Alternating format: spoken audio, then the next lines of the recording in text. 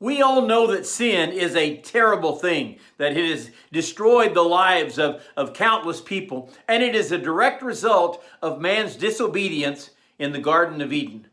Good morning, this is Pastor Ernie Lewis of the Blue Point Church in Sisseton, Illinois, with your thoughts for Tuesday. You know, along that Romans road to salvation, we have found that all have sinned and that there is no one that is righteous by their own merit. And all of this began when man was placed in that Garden of Eden, that paradise, and given only one commandment, that he could not eat of the tree of knowledge of good and evil. But we also know that Satan used the serpent to beguile Eve into thinking they were missing out on some great thing due to God's commandment.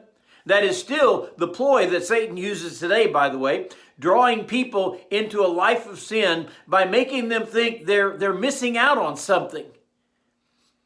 In Romans chapter 5 and verse 12, the Bible says, "Therefore, just as through one man sin entered into the world, and death through sin, and thus death has spread to all men because all have sinned." I realize it is really easy to blame Adam and Eve for all of our troubles. The Bible clearly says it was by one man that sin entered into the world. Although if you want to get technical about it, it was first by one woman. Let's not nitpick. The verse tells us here that it is this action of sin that brought death into the world. We understand that the first death realized by man was actually that spiritual death, where man would no longer have that sweet fellowship with God that he once had there in the garden.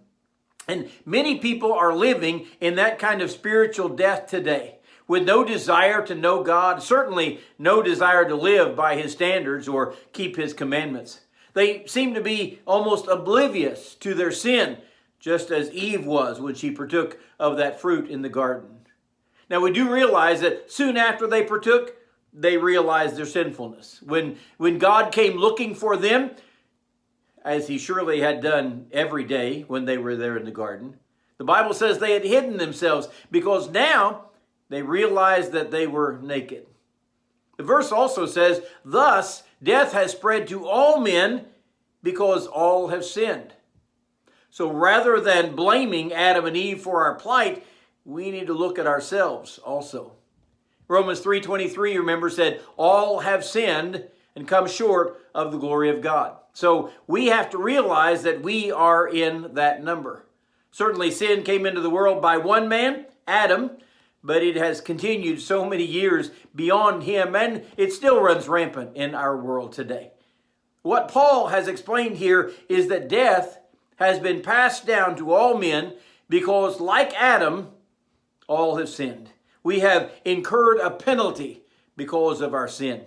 And in this Romans road, we have to realize that man is a sinner by nature, but he is also a sinner by practice. And the punishment for this sin is certainly death.